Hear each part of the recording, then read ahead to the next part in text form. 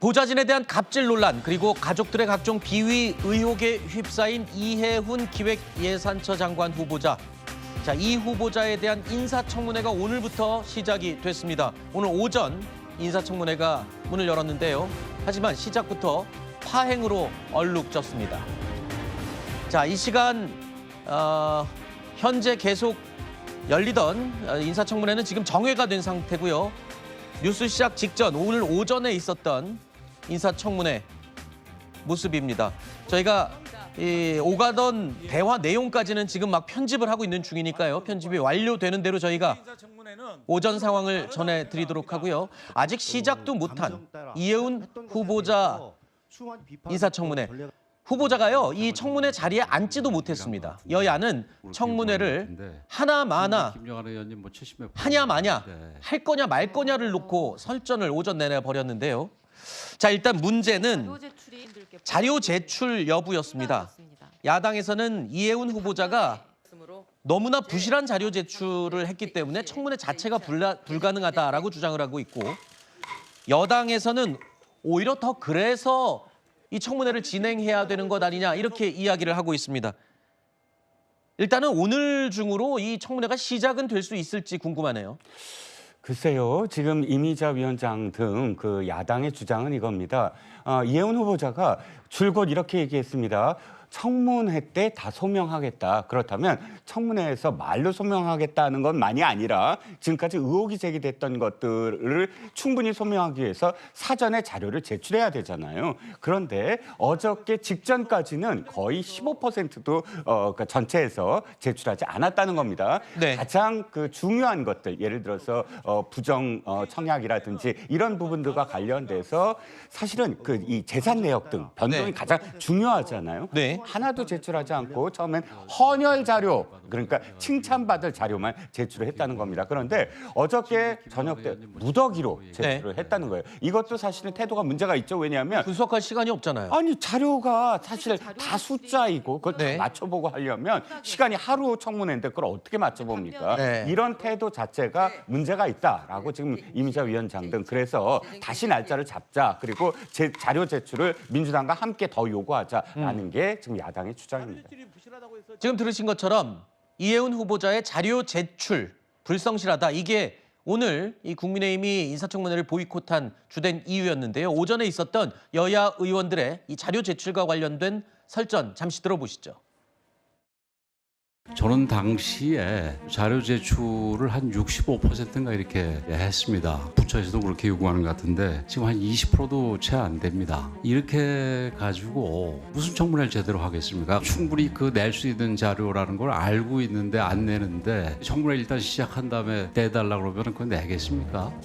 솔직히 자료 제출이 일부 미진한 부분도 있다고 생각합니다. 저도 화가 났었습니다. 그래서 오늘 후보자가 저 자리에 나오면은 호되게 따져 묻고 후보자의 태도 그 자체를 그대로 국민들께 보여드릴 생각이었습니다. 근데 반면에 제출된 자료도 적지는 않습니다. 이게 뭐 하는 겁니까, 우리끼리?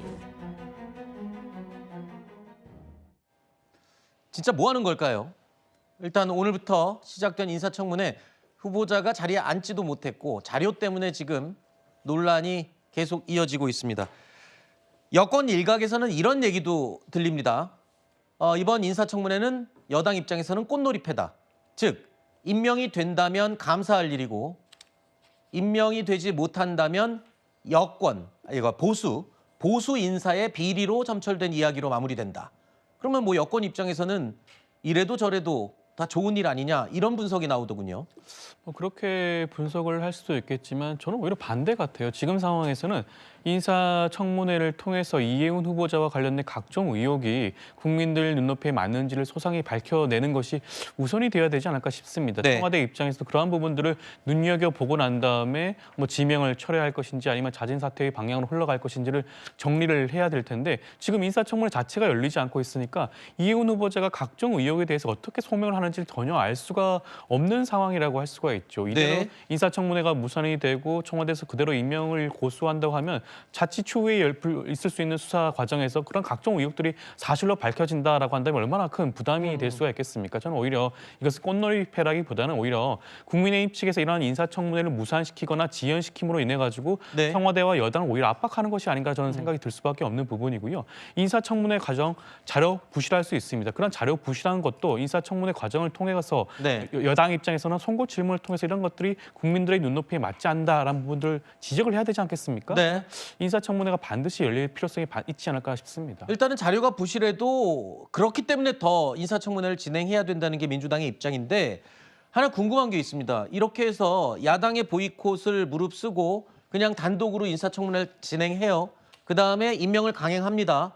그러면 그에 대한 책임은 여당이 다 져야 되는 거 아닌가요? 부담스럽지 않으세요? 국민의힘도 할 말은 없을 것 같습니다. 네. 본인들이 이틀 하자고 그랬어요. 19일 청문회도 여야 합의로 이루어진 겁니다. 그런데 정작 청문회 날이 다가오니까 할 수 없다라고 합니다. 언론에서 보수 언론에서도 뭐라고 꾸짖습니까? 이거 본인 얼굴에 침 뱉기니까. 왜냐하면 이해훈 후보자는요. 정확하게 5번 국민의힘 보수 진영에서 공천받으신 분입니다.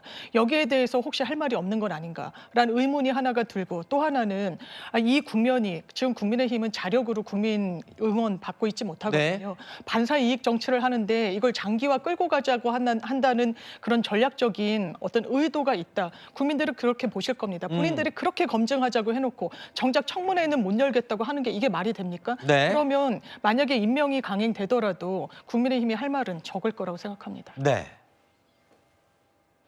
일단 자료 제출이 부실하기 때문에 야당은 진행할 수가 없다는 게 기본적인 입장입니다만 제출한 자료도 일부 있습니다. 이해훈 기획예산처 장관 후보자 앞서 서면 답변서를 제출을 했습니다. 그런데 이 답변서 내용이 또 논란에 휩싸였습니다. 로또 아파트 부정 청약 의혹과 관련해서 이 장남의 배우자, 쉽게 말해서 며느리죠. 이해훈 후보자의 며느리를 며느리라고 칭하지 않고 아들의 약혼자라고 지칭을 했습니다. 며느리를 왜 며느리로 부리지 못하는 건지 그 이유가 지금 궁금해지는 상황입니다. 며느리를 어떻게 약혼자로 둔갑을 시킵니까? 본인이 했던 일에 대해서 사과는 하지 못할 지연정 궤변만 늘어놓고 있습니다. 상식적으로 결혼식을 올린 아들의 그 배우자를 약혼녀라고 부르는 경우가 우리 사회의 보편적인 가치에 부합합니까? 이런 거 생각해 보면 이해훈 후보자의 주장은 진짜 일고의 가치도 없다. 이 후보자는 지난 2024년이죠. 이 로또 아파트 청약 당시에 이미 결혼식을 올린 장남을 혼인 신고를 하지 않았기 때문에 미혼 세대원이다라고 해서 포함시켰죠. 그래서 청약 가점을 5점이나 더 올려받을 수 있었습니다. 이 부분이 지금 의혹의 핵심으로 지적받고 있는 부분인데요. 조금 전에 들으신 것처럼 이미 결혼식을 올린 아들의 배우자, 즉 며느리를 굳이 약혼자라고 지칭을 한 이유, 그 이유에 대해서 지금 지적이 나오고 있는 겁니다. 일각에서는 이른바 장남의 위장 이혼 의혹을 좀 비껴가기 위해서 약혼자다라고 표현하는 게 아니냐라는 지적인 거고요. 또 결혼식까지 올린 장남을 왜 미혼 세대원에 포함시켰냐, 혼인신고를 하지 않고 라는 부분에 대해서도 혼인 성립이 어렵다고 판단해서 혼인신고를 하지 않았고 그래서 미혼으로 등록을 했다라는 설명을 한 것도 논란에 일고 있습니다. 그렇죠. 결혼식을 했는데 양가가 만나가지고 서로 예식장에서 서로 인사를 하면서 많은 사람들 앞에서 공개적으로 우리 자녀가 결혼했습니다라고 신고를 한 거 아니겠습니까? 그렇다 그러면 약혼자라는 말은요. 결혼식장에 들어가기 전에, 그러니까 즉 결혼식을 올리기 전에 결혼이 성립 안 될 수도 있다는 그런 의미에서 보통 약혼자로 얘기를 하지요. 결혼 애정이긴 하지만 그리고 결혼하고 나면은 이제 약혼자라는 그 이름을 대신에 며느리라고 해서 집안의 한 식구로 인정하는 그런 공식적인 용어를 쓰는 게 상식에 부합한 얘기입니다. 그럼에도 불구하고 결혼식을 올린 아들의 배우자에 대해서 약혼자로 말하는 것은 굉장히 비상식적인 얘기일 뿐만 아니라 본인의 로또 청약이라고 그러죠. 이제 자녀가 결혼하지 않으면은 74점이 돼가지고 청약에 당첨이 되고, 만약에 결혼을 하게 되면은 69점이 돼서 탈락하는 그런 이제 리스크가 있다 보니까는 자녀를 분가하지 않은 상태로 만들기 위해서 며느리를 인정하지 않는 그런 허위 문서를 작성했다라고 볼 수 있습니다. 네. 그럼에도 불구하고 어쨌든 자기 며느리를 두고 결혼을 했음에도 불구하고 약혼자로 부르면서 아직까지도 이 상황이 불거졌음에도 불구하고 그 당시에 어떤 며느리를 부르지 않는 그런 비정한 모습을 보면서 로또 청약에 대한 너무 집착하는, 그러니까 로또 청약으로 인해서 경제적 이익을 보는 수십억의 차익을 보는 것에 대해서 너무 집착하는 모습을 보이는 것 같아서 네. 안타깝다는 생각이 듭니다. 네. 결혼한 며느리를 약혼자라고 칭하고, 그리고 성혼 선언문까지 낭독했을 아들의 결혼식, 이 두 커플을 혼인이 성립되기 어렵다고 판단했다라는 이 장관 후보자의 해명들. 아마 지금 국민의힘에서는 이런 부분들이 로또 청약에 대한 의혹을 비껴가기 위한 표현들이다, 이렇게 지금 지적을 하고 있는 건데요. 그렇다 해도 이 로또 아파트 청약 의혹은 지금 수사를 피해갈 수 없는 상황인 거죠, 지금? 네, 그렇습니다. 일단 주택법 위반이에요. 네. 그러니까 지금 그 가점 5점이라는 것이 당시에 80대 1이었거든요. 80대 1의 경쟁률을 뚫고 당첨이 됐는데, 누가 보더라도 명명백백한 지금 위장 미혼이라고 이제 표현이 되는데, 이것만이 아닙니다. 지금 처음에는 이제 갑질 의혹이었어요. 그러니까 보좌관이나 인턴한테 네. 막말을 했다. 여기서부터 출발했는데, 사실 이 부분은 뭐 협박죄도 되고 직권남용죄도 되지만, 이거보다 더 국민들의 어떤 분노를 자아내게 만든 그런 여러 가지 어떤 상황들이 있습니다. 만약에 청문회를 통과하고 임명이 되더라도 지금 고발한 네. 사안들이 굉장히 많기 때문에, 네. 특히나 예를 들어서 부정청약 의혹은 이제 주택법 위반이고, 영종도 땅도 마찬가지입니다. 네. 30억 이상의 어떤 시세 차익을 얻었는데, 당시에 정보를, 남들이 알지 못하는 정보를 취득했다면 이것이 이해충돌이라든지 여러 직권남용이라든지 이런 부분이 있고요. 보좌진 갑질 아까 말씀을 드렸고, 또 낙선 기도, 이게 또 나타났습니다. 네. 목사님한테 누구 자당 같은 당의 의원들이나 상대 당의 의원들의 명단을 줘서 낙선을 기도했다고 한다면, 이건 역시 사실은 법에 위반되는 겁니다. 그러니까 누구 떨어지기를 기도하는 것도 선거법에 저촉되는 행위로 네네, 그렇습니다. 포함이 되더군요. 예. 알겠습니다. 여러 가지 의혹들, 수사를 피해갈 수 없는 상황인데, 여기에다가 또 새로운 의혹들이 또 쏟아져 나오고 있습니다. 이혜훈 후보자의 셋째 아들과 관련해서는요, 자, 황제 군복무 의혹이 추가로 또 나온 겁니다. 사회복무요원으로 근무를 하는 동안에 휴가를 너무 많이 쓴 게 아니냐라는 겁니다. 병가만 19일을 냈었다는 기록이 확인됐습니다. 또 휴일에 붙여서 연이어서 사용하는 경우가 14차례 달해서요, 이 병가 제도를 악용하고 누린 게 아니냐라는 의혹이 제기된 겁니다. 이 목록이요, 오늘 천하람 의원실에 제출한 그 목록 2페이지인데요. 지금 날짜 보십시오. 대충 보이시죠? 하루가 멀다 하고 병가, 휴가, 병가, 공가, 특별휴가, 휴가, 병가.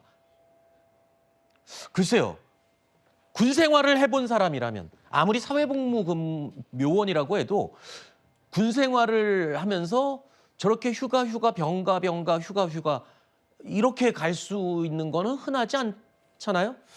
그렇죠. 뭐 다소 좀 과한 부분이 있어 보이긴 합니다. 뭐 그런 부분들에 대해서 한번 살펴볼 필요성은 있을 수는 있죠. 그렇지만 네. 그 병가라고 하는 것이 만약에 진단서를 발급받아야 돼야지만이 나오는 거 아니겠습니까? 네. 그 진단서 발급 과정에서 그러한 뭐 진단명이 없음에도 불구하고 어떠한 그런 여러 가지 모르는 요구로 인해서 발급받았다라든가 네. 그런 부정행위가 개입이 되어야지만 이 부분들을 좀 지적을 할 수 있는 게 아닌가 생각이 드는 것이고요. 그리고 뭐 추가적으로 휴가를 늘리는 것에 대해서 병가를 사용하는 것에 대해서 이혜훈 후보자가 뭐 직접적으로 개입을 했다라든가 압력을 네. 행사했다라든가 그런 부분들도 추가적으로 확인이 되어야지만 되는 부분 아니겠습니까? 네. 그리고 뭐 근무 태만과 관련해서는 징계받은 바가 있기 때문에 그 부분은 이미 어떻게 보면 이미 징계로서 해결이 됐다, 해소가 되었다라는 부분도 한번 고려해 볼 수 있는 부분인 것 같고요. 네. 여러 가지 측면에서 이 모든 사건과 관련해서 이혜훈 후보자가 직접적으로 어느 정도까지 개입이 되어 있는지를 한번 살펴봐야지만이 이것이 진정한 의혹인지 아닌지를 한번 확인할 수 있지 않을까 싶습니다. 알겠습니다. 자, 그리고요, 또 있습니다. 이해훈 기획예산처 장관 후보자가 전세로 얻은 세종시의 아파트에 첫째 아들이 이제 거주를 한 것으로 알려졌는데 여기에 아무런 돈을 내지 않고 무상으로 거주한 것이 아니냐 이런 의혹이 또 불거진 겁니다. 장관 후보자로 지명되기 일주일 전에 갑자기 27개월치 이 전세 사용료를 한꺼번에 월세 사용료를 한꺼번에 입금한 사실이 또 새롭게 확인이 된 겁니다. 계약서상에 첫째 아들은 지난해 7월 이전에 사용료를 완납했어야 하지만 이를 지키지 않았었고 장관 후보자 지명되기 며칠 전에 27개월치를 한꺼번에 입금을 한 거거든요. 이거는 어떤 문제가 있는 거죠? 장관 지명되기 이제 27개월치를 한꺼번에 냈는데 이게 장관 지명되기 일주일 전에 이제 한꺼번에 냈다 그러더라고요. 네. 근데 왜 그랬을까요? 상식적으로 보면 매달 내는 게 맞죠. 월세니까는. 그런데 이게 27개월 동안 안 내다가 그걸 한꺼번에 냈다. 이거는 무상으로 거주했으면서 혹시 스폰 의혹을 제기할 수 있는 문제로 타당해 보입니다. 외부의 누군가가 어떤 목적을 가지고 장남에게 거주지를 제공했고 그 대가로 뭔가 이혼에게 받았을 수도 있겠죠. 그런데 그런 상황이 있는 것을 충분히 감안할 수 있는 스폰 의혹이다라는 정황이 새로 나왔다는 면에서 이해훈 후보를 둘러싼 의혹들이 계속 늘어가고 있다 이렇게 말씀드리겠습니다. 네. 또 한 가지 더 의심스러운 거는 이 주택 사용료 지불 서약서가 지명 발표 나흘 전에 새로 작성됐다라는 의혹도 제기가 됐습니다. 그러니까 무상 거주 논란을 피하기 위해서 장관 후보자 지명 발표 며칠 전에 서둘러서 계약서를 작성을 새로 한 게 아니냐 이런 지적도 있는 거죠. 자, 그리고 앞서 제가 말씀드렸던 오늘 시작된 이해훈 후보자에 대한 인사청문회 후보자가 자리에 착석조차 하지 못하고 파행이 거듭됐다고 했었는데요. 오늘 오전에 청문회 상황 이제 막 따끈따끈하게 영상이 도착했습니다. 함께 보시죠.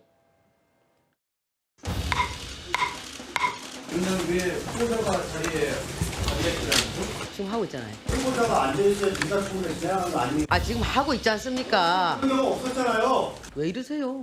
위원장님 왜 이렇게 위원회를 이따위로 운영을 하십니까? 함께 있는 자리에서 위원장님이 방망이 두들기였어요. 네. 오늘 10시에 인사청문회 한다고. 그걸 스스로 부정하십니까? 당연히 오늘 인사청문회를 예정대로 후보자를 데려놓고 해야죠.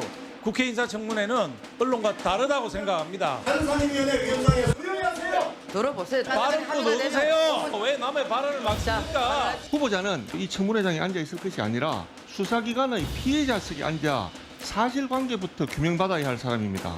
국가재정의 파수꾼이어야 할 기획예산처 장관 후보자가 정작 세금 탈루 기술자라는 의혹을 받고 있는데 우리가 자격을 논하는 것이 가당키나 한 일입니까? 여러분들과 함께 그분이 20년간 정치 같이 하신 분이에요. 반성하세요. 인사청문 날짜 잡아놓고 자료가 불충분해서 인사청문 날짜를 조정하겠다? 제가 듣도 보도 못한 말씀들이세요. 그때 여당일 때는 다 그렇게 하셨습니까? 권영세 의원님, 자료 만족하고 인사청문 하신 적 있으십니까? 일단 후보자 출석시키고 자료 요구를 하시자고요. 저도 하고 싶은 말이 많아요.